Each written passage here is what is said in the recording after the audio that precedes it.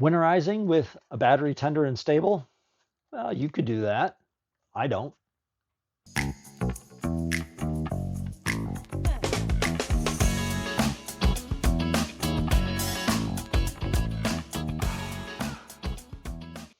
Welcome to Go Far with Brent. I'm Brent. Hopefully by now you've seen my installation video for the Memphis Shade hand deflectors that I put on my Heritage Softail. Next are crash bar closeouts. So I picked these up. One goes on each side of the crash bar to help reduce wind. So this is the next step in my winterization of a motorcycle. All right, here we are down at the crash bars. So we're going to install these crash bar closeouts. I picked them up on Amazon. They're nothing fancy. I'll put a link in the description if you'd like to get some for yourself. They have a couple of different features. So they have a pocket up top where you can put documents and stuff. They have what they call is a cup holder. And what it is, it's a mesh bag that I suppose you could put a cup in. But when you see where these are located, it's right by your foot. So for me, I won't be using either of those. And then they also include a small carabiner that they say you can hang your keys from. Again, I'm not going to.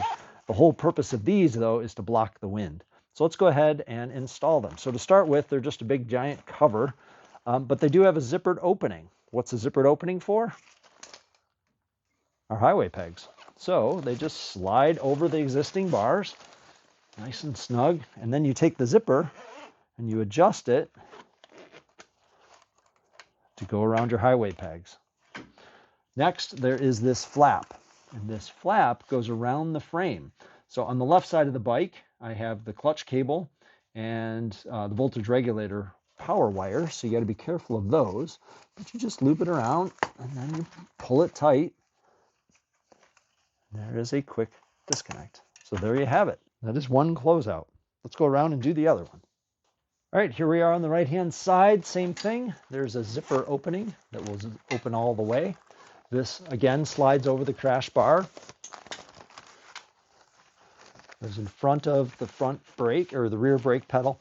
Be careful that it doesn't interfere. On this bike, it's fine, but who knows with yours.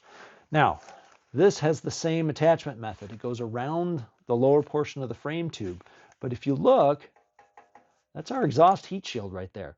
There is a little bit of a space. I don't know how well you can see it, but there's, I don't know, about a 1/4 inch space between the heat shield and the actual exhaust. So what you do is you loop this around the frame and then tighten it up. Now, there is a Velcro release. In fact, here, let me show you.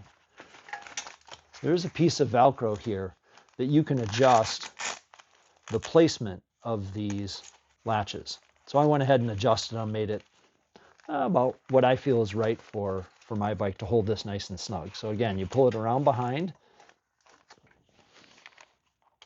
latch it in, and then do the zippers. And there you have it. Crash bar closeouts. Still have room for highway pegs in case I want to change my seating position. With the stock windshield, hand deflectors, and the crash bar closeouts, I'm getting pretty close to being winterized. All right, I hope you liked today's video. Give me a thumbs up if you did. Please subscribe. I always need more subscribers. And as always, thanks for watching Go Far with Brent.